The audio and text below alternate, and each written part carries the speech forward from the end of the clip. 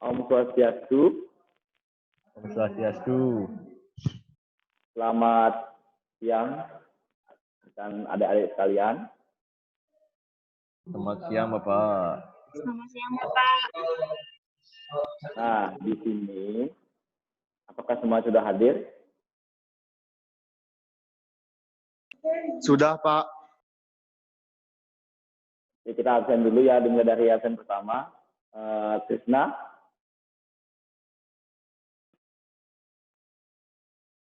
Krisna Dwi Payana, apakah hadir?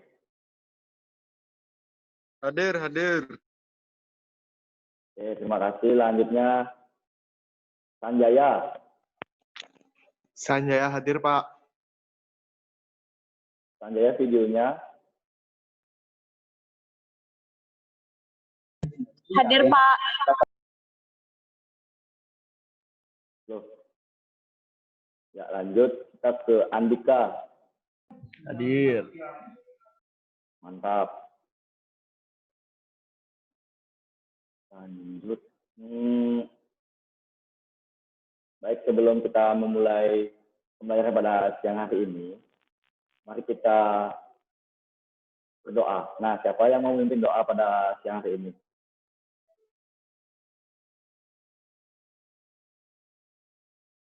Nah, siapa yuk? Nanti coba si Cahya. Cahya pimpin doa ya. Iya, Pak. Ini untuk organisasi rakyat. Baik untuk semuanya, berdoa menurut agama dan kepercayaan kita masing-masing, berdoa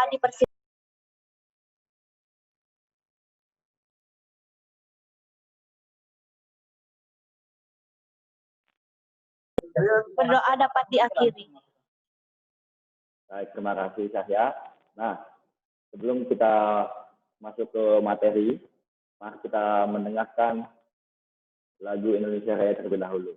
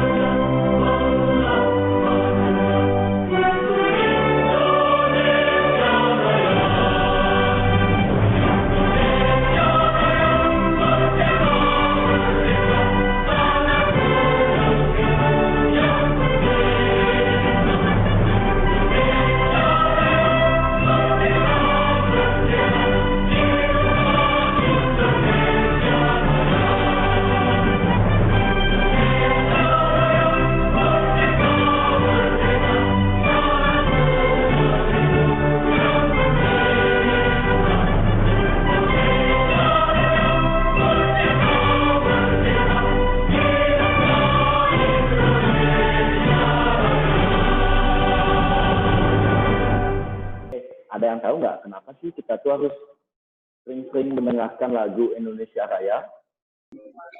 Saya, Pak. Ya, Rila.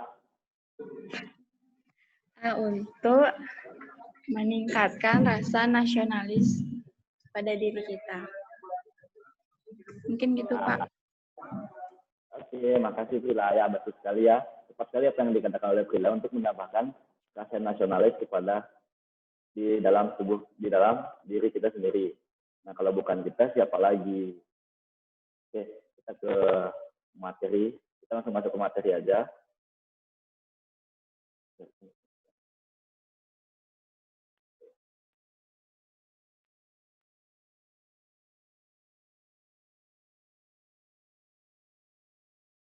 Oke, pada saat ini kita akan pelajari yaitu tema 4, yaitu berbagai pekerjaan. Tema 2, pekerjaan di sekitarku. Nah, adapun tujuan pembelajaran dari pada siang hari ini yaitu seperti tertera pada gambar. Nah, melalui diskusi pada saat siang hari ini, siswa dapat mendapat kembali tentang sebuah cerita baik dari kita dengan baik dan dapat mengkomunikasikan pendapat pribadi tentang isi teks dan dengan percaya diri. Nah, melalui kegiatan mengamati video, siswa menemukan jenis pekerjaan dalam suatu kegiatan ekonomi dengan benar. Nah, setelah menemukan jenis pekerjaan berdasarkan kegiatan ekonomi, siswa dapat mencirikan pekerjaan yang menghasilkan barang dan menghasilkan jasa dengan benar. Selanjutnya, setelah mengamati jenis pekerjaan di lingkungan rumah, siswa dapat mengkategorikan pekerjaan yang menghasilkan barang dan menghasilkan jasa dengan percaya diri. Lalu kegiatan diskusi pada siang hari ini, siswa dapat membandingkan penggunaan teknologi tradisional dengan teknologi modern terkait dengan keberadaan sumber daya alam dengan kritis. Nah, setelah mengupload video yang ditayangkan oleh guru, siswa dapat menemukan dampak guru penggunaan teknologi dari keberadaan sumber daya alam dengan teliti. Nah, kita langsung masuk ya ke jenis-jenis pekerjaan. Nah, pekerjaan itu ada 2 jenis, yaitu ada pekerjaan yang menghasilkan barang dan pekerjaan yang menghasilkan jasa. Di mana pekerjaan menghasilkan barang ini, yaitu pekerjaan yang dapat menghasilkan sebuah barang, baik barang setengah jadi maupun barang jadi. Nah, selanjutnya, jasa. Suatu pekerjaan yang dimana dari hasil pekerjaannya itu bisa dinikmati dan dirasakan oleh orang lain, dan pada pekerjaan yang menghasilkan jasa ini tidak menghasilkan barang. Nah, beginilah contoh pekerjaan yang menghasilkan barang.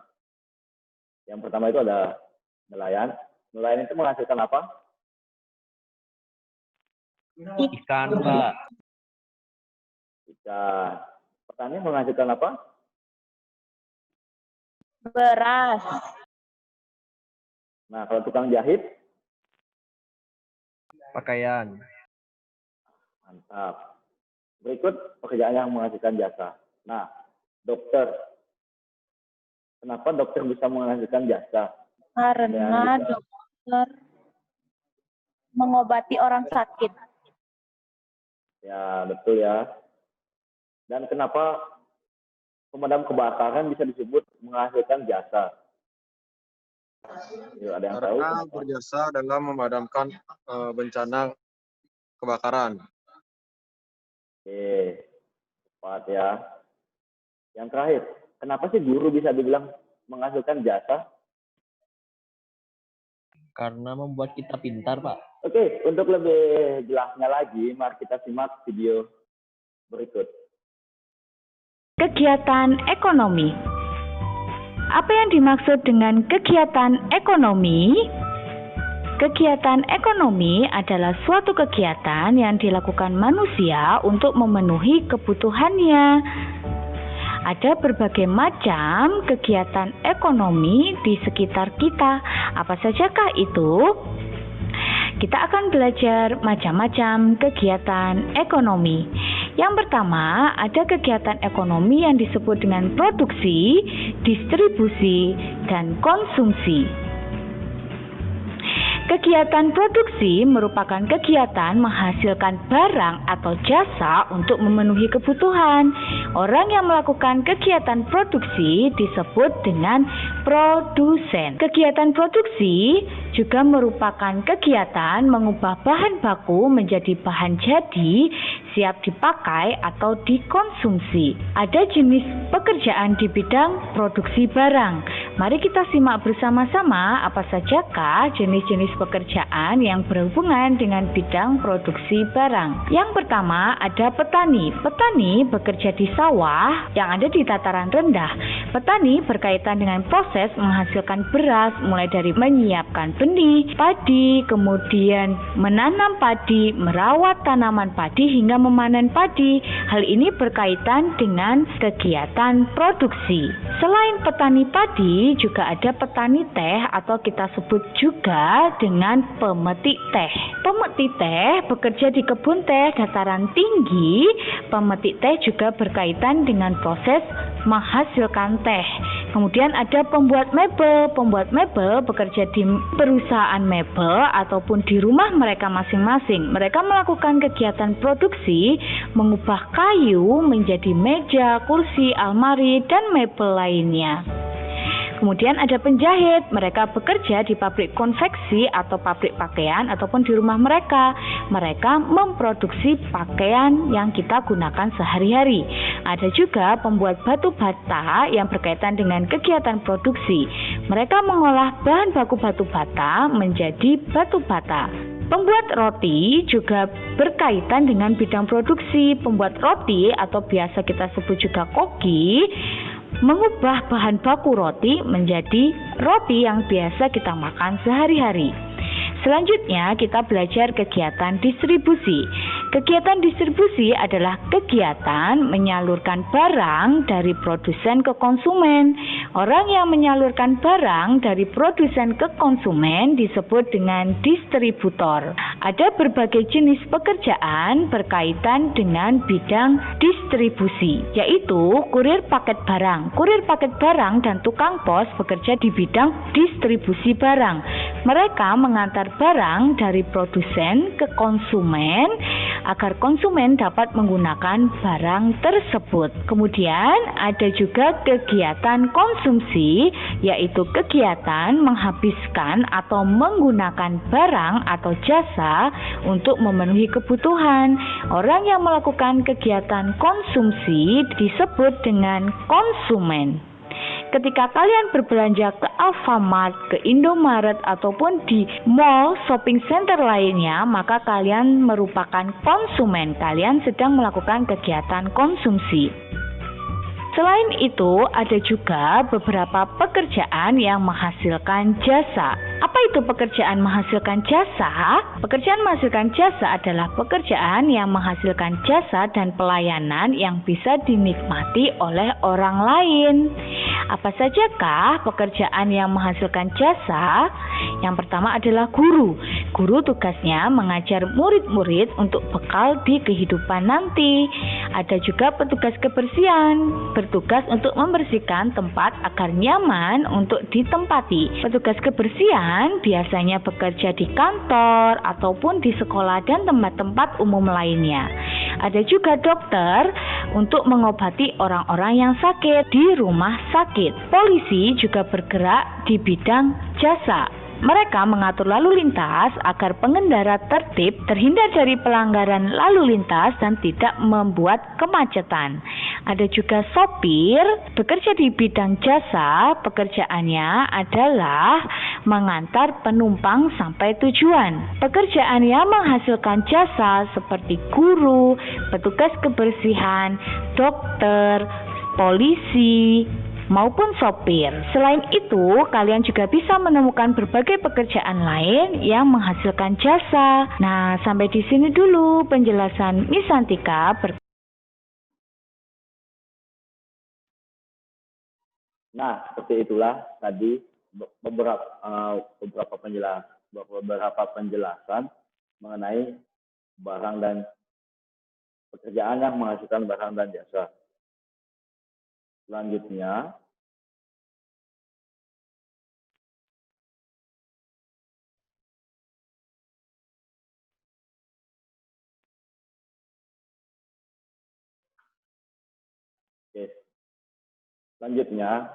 kita langsung masuk. Apakah kalian sudah mengerti terkait materi yang telah saya jelaskan tadi? Sudah, Pak. Sudah, Bapak. Sudah, Bapak. Yakin sudah. Yakin. Oke, Bapak tanya sedikit ya. Ada yang bisa jawab nggak?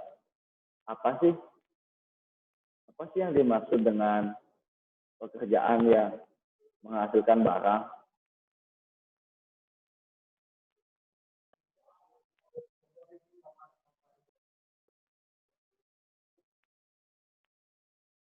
Ada yang bisa jawab? Pekerjaan yang menghasilkan barang itu disebut dengan produsen, Pak. Oke, baik. Terima kasih. Yang lain ada?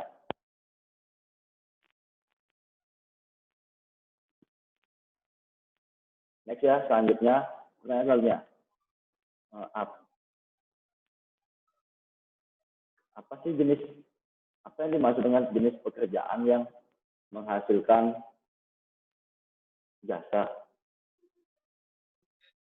Suatu pekerjaan yang dapat dinikmati oleh orang lain tanpa menghasilkan suatu produk. Oke, terima kasih Krisna. Selanjutnya, pertanyaan selanjutnya. Coba sebutkan pekerjaan apa saja yang menghasilkan barang. Ya, Pak. Ya, Andika silakan. Seperti yang dijelaskan tadi, itu yang menghasilkan barang, produsen mebel, habis itu nelayan, petani, baik petani padi atau petani teh. Tanya lain-lainnya, Pak. Oke, terima kasih Andika. Yang selanjutnya, pekerjaan apakah yang menghasilkan jasa? Baik Pak, menurut saya pekerjaan yang menghasilkan jasa itu misalkan guru,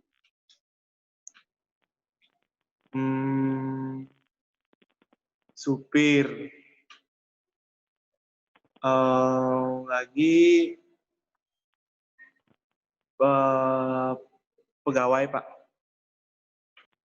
Pegawai. Oke. Kasih ya. Iya Pak, sama-sama. Dampak pemanfaatan teknologi terhadap kelestarian sumber daya alam. Ini adalah materi pelajaran kelas 4, tema 4, subtema 2. Indonesia negara agraris. Indonesia disebut sebagai negara agraris karena sebagian besar penduduknya bekerja di sektor pertanian.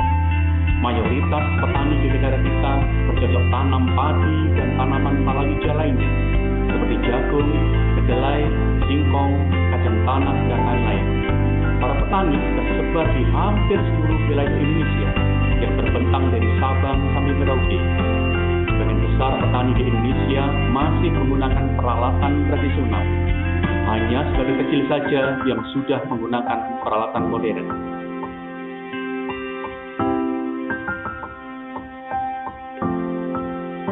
Berbagai macam peralatan tradisional di sektor pertanian.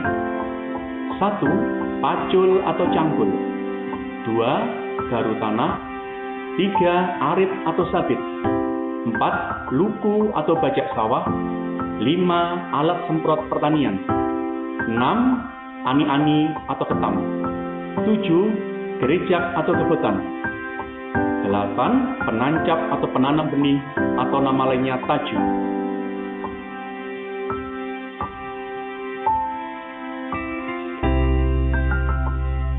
Fungsi pacul atau cangkul dan garu tanah. Fungsi utama cangkul adalah untuk membelah, membalik, memecah, dan juga mengemburkan tanah. Sebelum lahan ditanami padi atau tanaman lain, tanahnya dicangkul terlebih dahulu supaya lebih gembur dan hasil tanaman akan lebih baik. Fungsi utama garu tanah adalah membuat tanah menjadi lebih gembur dan rata. Tata kelola air menjadi lebih baik, serta tanaman liar yang mengganggu dan potensi merusak hasil pertanian juga hancur.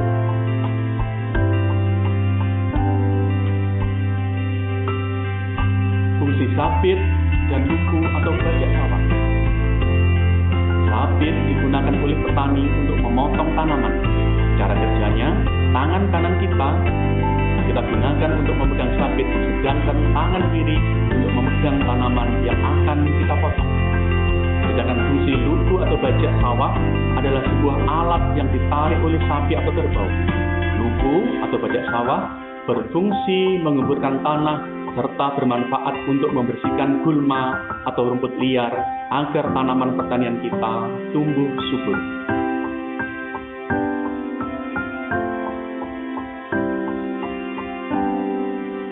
Fungsi alat semprot pertanian dan ani-ani atau ketam. Cara kerja memakai alat semprot pertanian adalah diletakkan di punggung layaknya membawa tas ransel. Alat ini berisi cairan pestisida atau pupuk yang akan disemprotkan ke tanaman pertanian. Cairan di dalam penampung bisa keluar berkat pompa yang dijalankan oleh tangan dengan gerakan naik turun. Fungsi ani-ani atau ketam, ini adalah sebuah alat yang menyerupai pisau berukuran kecil. Fungsi ketam adalah untuk memanen padi. Cara kerjanya cukup unik. Ketam ini dapat memotong tangkai padi yang berisi penuh bulir siap panen satu persatu. Fungsi gerijak atau gebutan dan kaju. Gerijak atau gebutan adalah alat sederhana yang terbuat dari bambu atau kayu untuk merontokkan bulir padi. Sikat padi dipukulkan di gerijak atau gebutan sehingga bulir padi rontok. Fungsi alat penancap atau penanam benih atau nama lainnya taju adalah membuat lubang di tanah tempat petani menanam biji tanaman pertanian. Alat ini terbuat dari kayu yang bagian bawahnya dibuat bundar lancip agar terbentuk lubang tempat biji padi atau jagung yang akan kita tanam dapat tumbuh dengan baik. Berbagai macam peralatan modern di sektor pertanian. 1. Kultivator. 2. Rotavator. 3. Traktor. 4. Mesin penanam padi. 5. Mesin pemanen.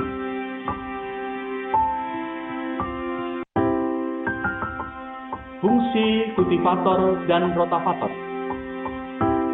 Aktivitas membajak sawah kini jauh lebih cepat dan efektif berkat hadirnya kultivator. Cara kerjanya adalah dengan memanfaatkan gerigi yang menancap pada tanah. Dengan bantuan mesin penggerak, maka tanah akan otomatis bergerak, terangkat, dan terpecah. Rotavator memiliki fungsi yang hampir sama dengan kultivator. Rotavator bekerja dalam 2 langkah.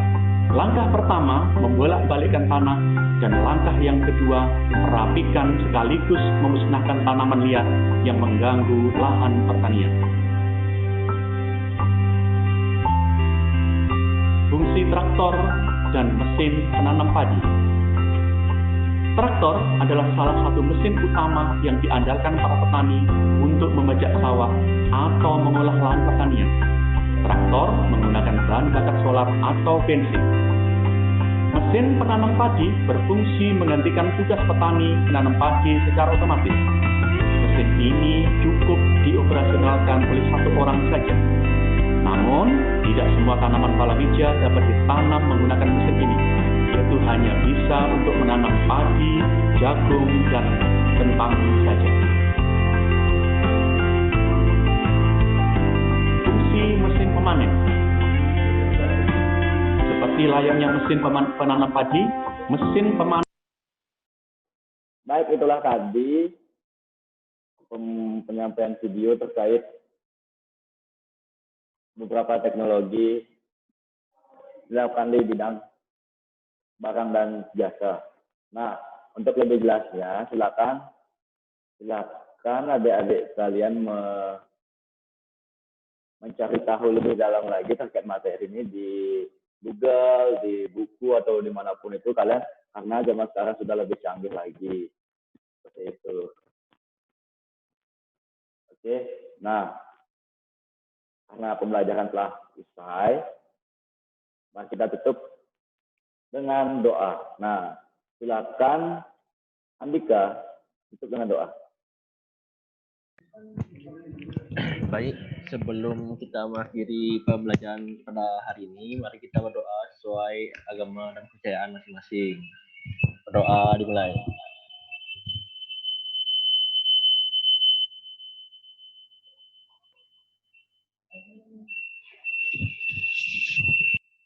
Doa selesai. Oke, terima kasih Andika. Mari kita tutup pembelajaran hari ini dengan Paramita Santi. Om Santi Santi Santi Om. Om Santi. Om Santi Santi Santi Om. Makasih Pak Guru. Terima kasih Bapak. Mari pulang